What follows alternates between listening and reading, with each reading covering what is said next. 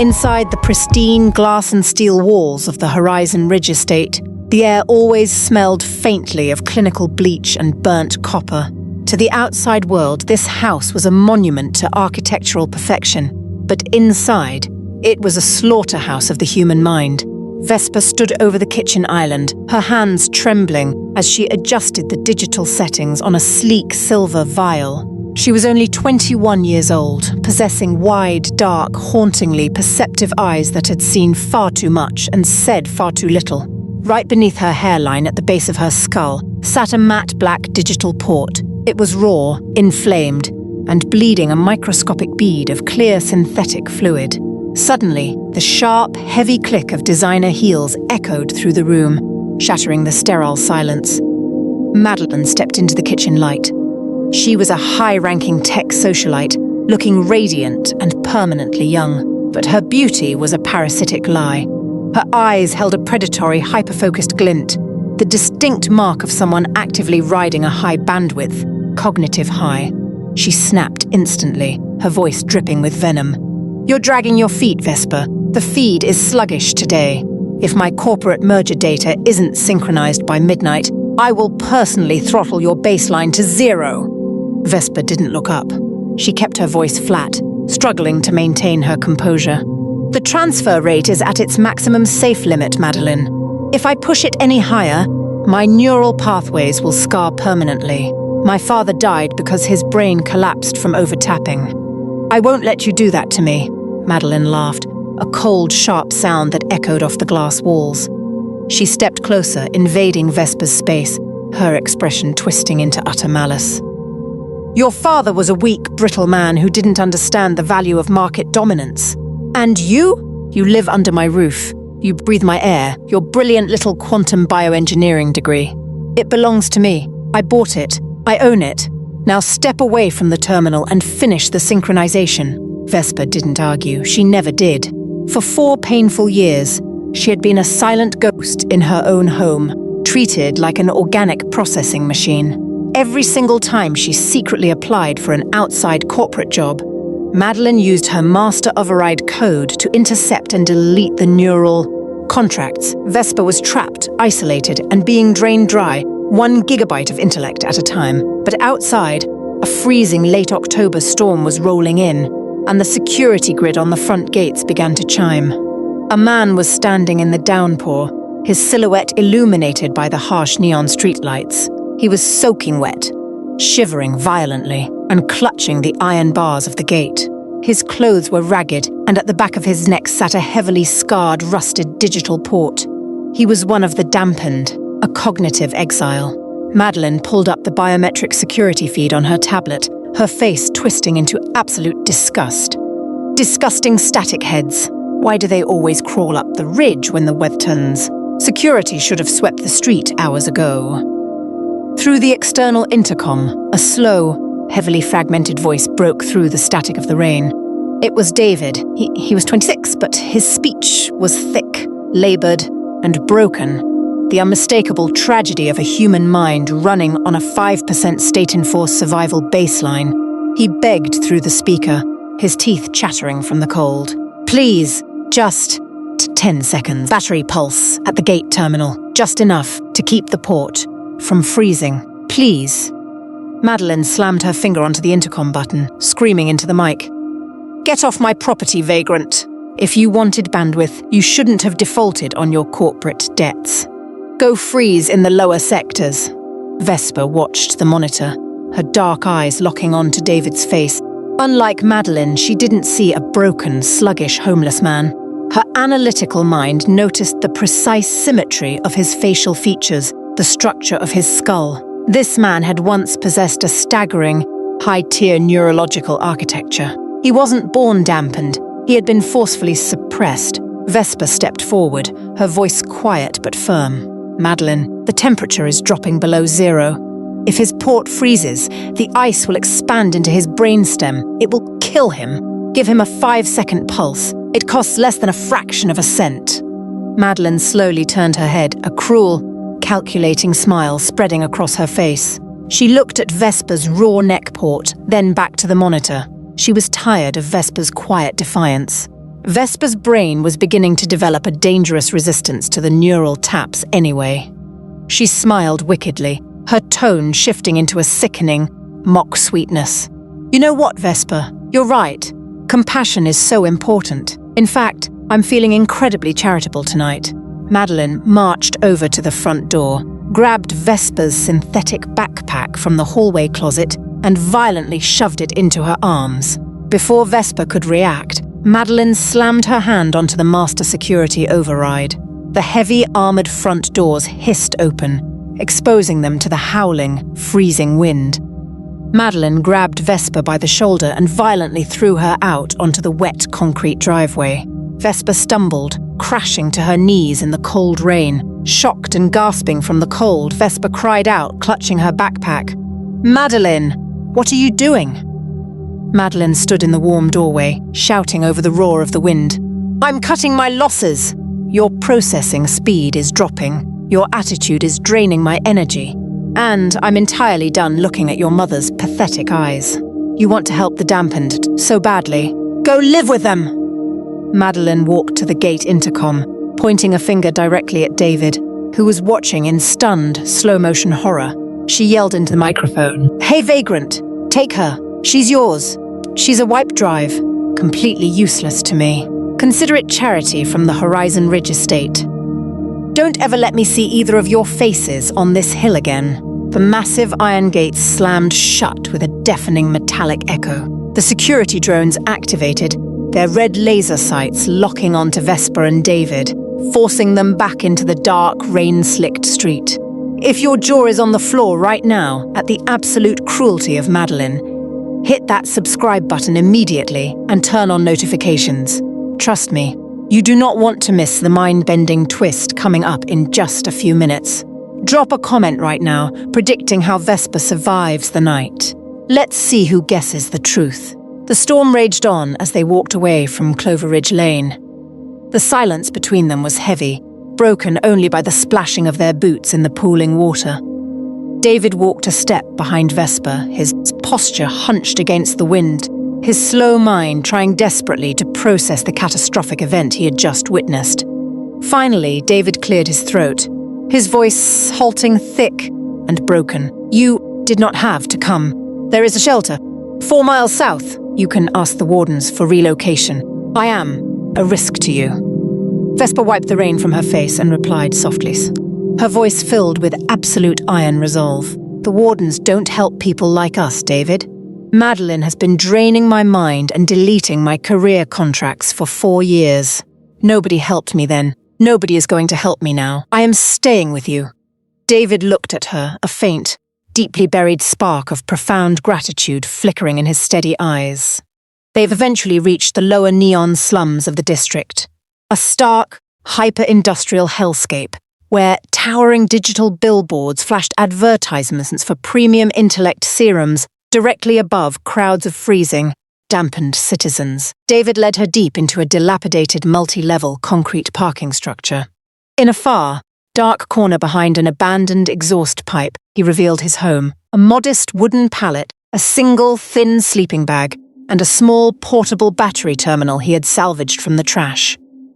David sat down heavily, his head dropping into his scarred hands. In his slow, fragmented voice, he confessed the dark truth of his past. "It was, my brother, 3 years ago, I built the regional grid architecture, a multi-billion patent. He framed me for data theft. The court force-locked my port. He changed the locks on my life, discarded my things, like garbage." Vesper sat beside him, pulling her mother's hand-woven thermal quilt from her backpack and draping it over his shivering shoulders. She reached out, her fingers gently tracing the deep, brutal scars around his neckport. "Your brother didn't just steal your patent, David. He stole your ability to think clearly so you could never fight back in court. But he made one critical mistake. He left the core hardware intact." Vesper pulled out her old, cracked datapad and a set of copper interface wires.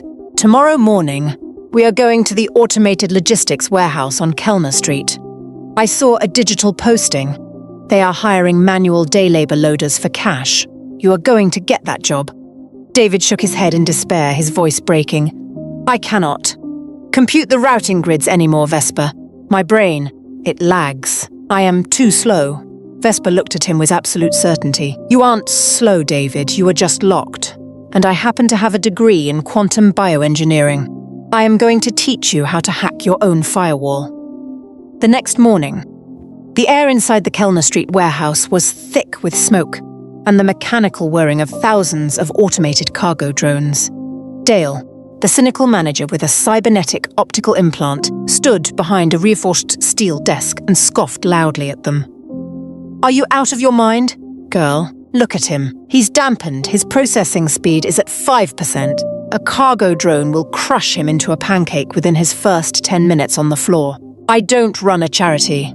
I run a high-speed distribution grid." Vesper didn't flinch. She leaned over the desk, her eyes blazing. "He doesn't need your charity, Dale. He just needs a 3-day trial. Look at his hands. Those are the hands of a structural engineer. I will personally sit on the floor and monitor his physical sync. If his metrics drop even 1% below your daily quota, you can fire him without paying us a single cent. That is my personal guarantee." Dale looked at Vesper's intense, unyielding, dark eyes, then at David, who was standing perfectly straight, his jaw clenched with determination. Dale spat on the floor and slammed his clipboard down. 3 days. If he breaks a single drone, I'm throwing both of you into the industrial shredder. What followed was a relentless, exhausting battle against time and biology.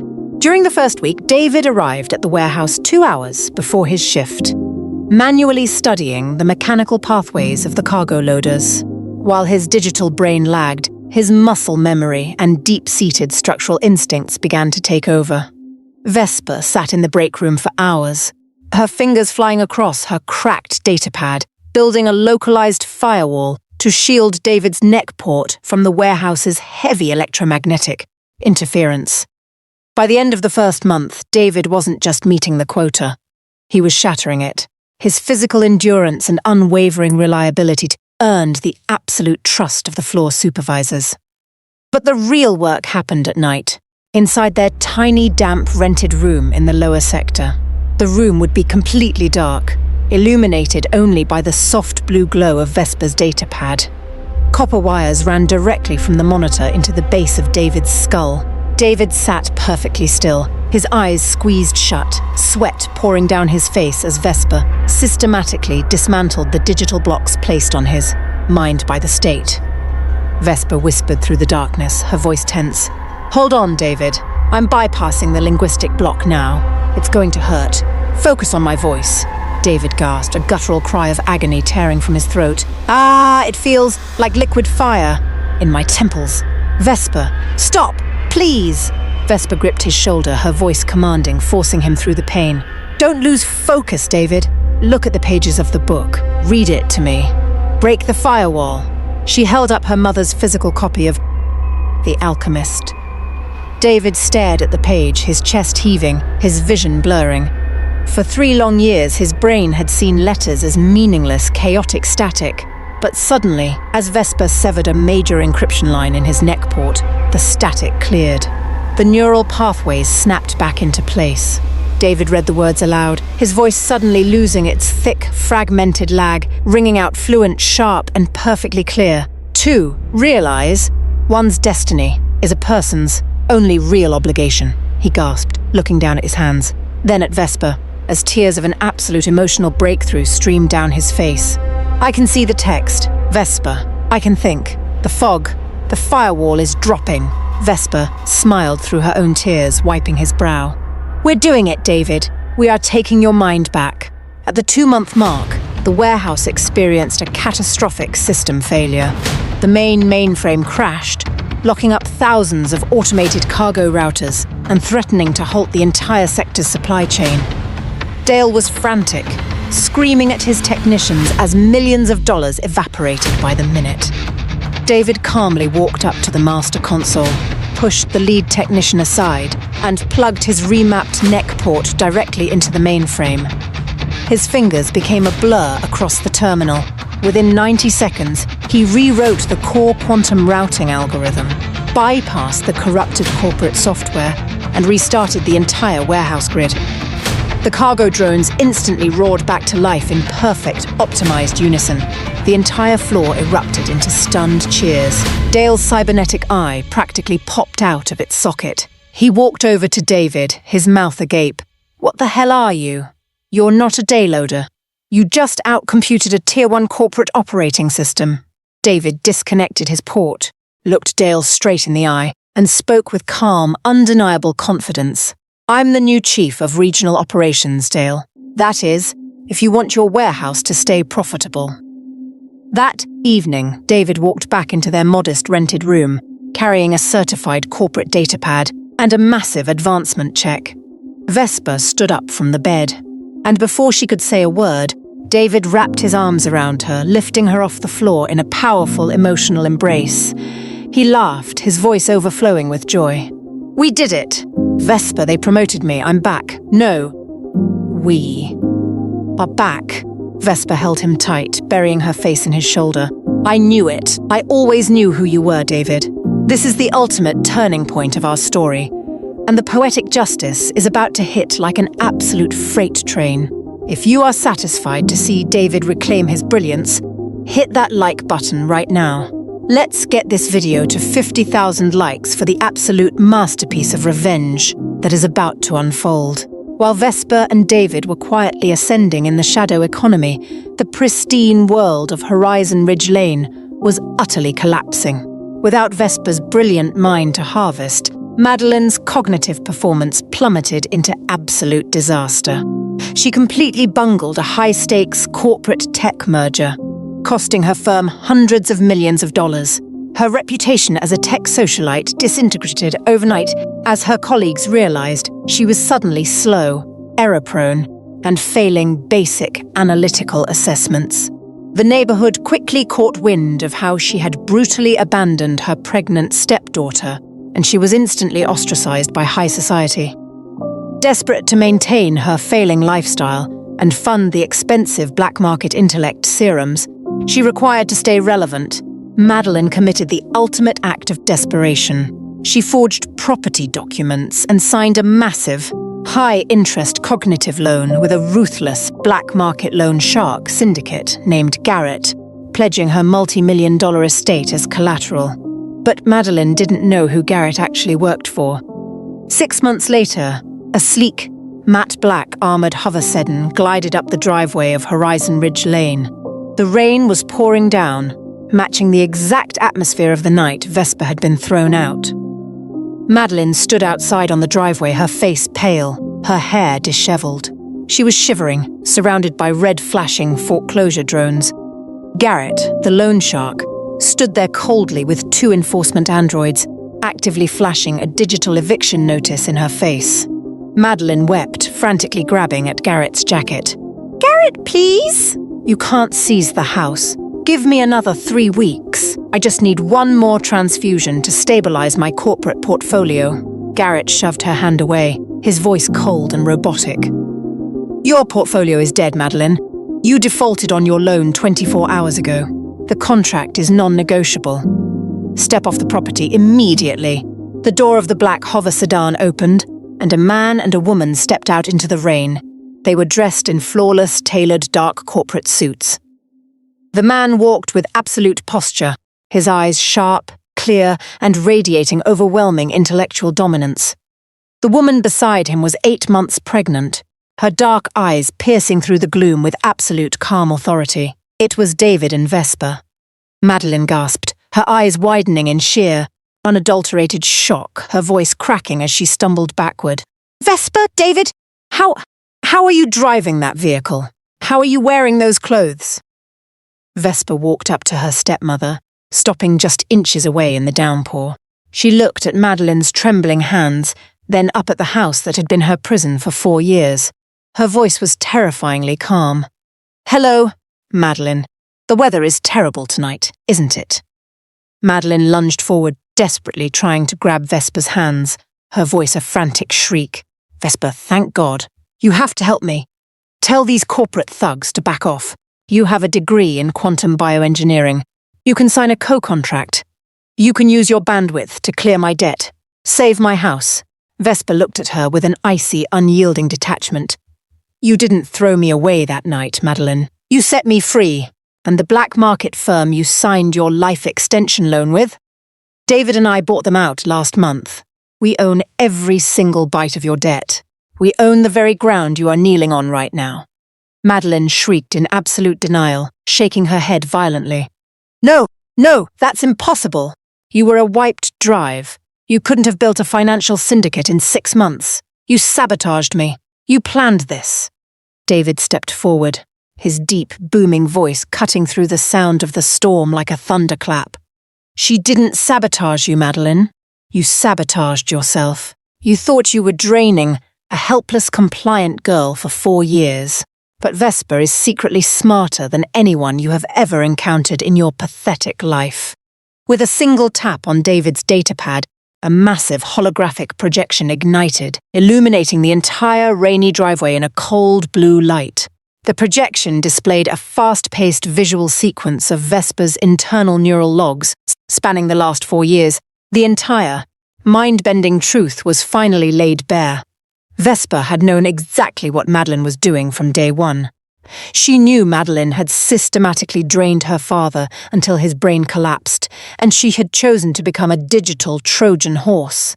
She had willingly allowed Madeline to tap her brain, but she was systematically poisoning the feed. She had engineered a slow-acting, cognitive, neurological virus within her own thoughts. Every single time Madeline harvested Vesper's intellect, she was downloading fragments of her own digital execution code. Vesper's brain didn't drop in speed because she was weak. She had forced it to lag to trigger Madeline's desperation. And Vesper hadn't randomly met David at the gate either. She had used her remaining bandwidth weeks prior to scan the city registries for the most brilliant, ruined infrastructure engineer in the slums, tracking him down and subtly manipulating the local power grid to guide David to that exact gate on that exact October night. Her expulsion wasn't a tragedy. It was the final, mathematically calculated phase of her plan. Madeline's cognitive collapse and financial ruin were written in stone the moment she shoved Vesper into the rain. Madeline stared at the holographic data, her mind completely fracturing as she realized the terrifying scale of Vesper's intellect. She whimpered, collapsing into the wet mud. You monster! You ruined me! Vesper looked down at her one last time, her voice final and absolute. You ruined yourself the moment you mistook my peace for weakness. Garrett, execute the foreclosure. Request the maximum state penalty for her outstanding biological debts. The enforcement android stepped forward, grabbing Madeline by the arms as she screamed and cried, dragging her away from the estate into the dark. Because she could not pay her cognitive debts, the state would force lock her neural port, reducing her to a sluggish 5% dampened baseline, condemning her to the exact same slow, empty, miserable existence she had inflicted on everyone else.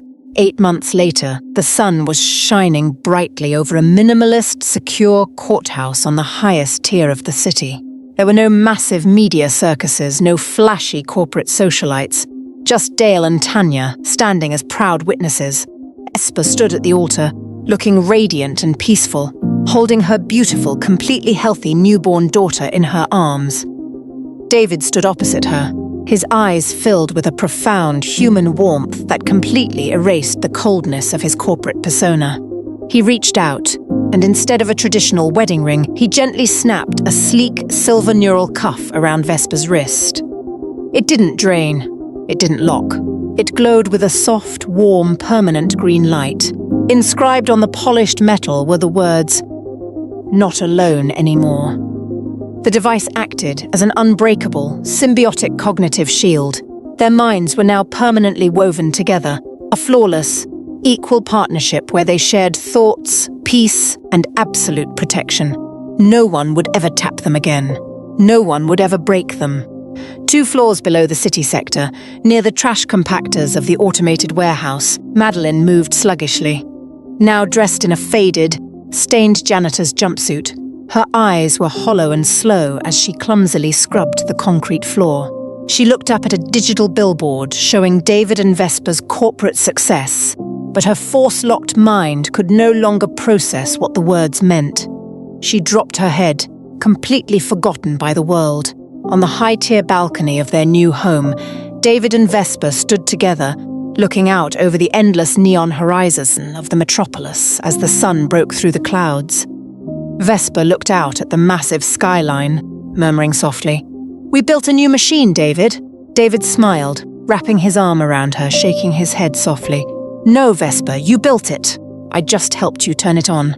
The elite believe they can partition human souls, exploit the innocent, and lock away the brilliant behind corporate walls. But they forget the absolute oldest law of systems engineering. When you brutally throw away the most vital piece of the machine, the entire engine will inevitably collapse upon your head. Madeline didn't cast Vesper out into the dark. She just gave the dark its architect. If this masterfully engineered story of poetic justice blew your mind, smash that subscribe button right now.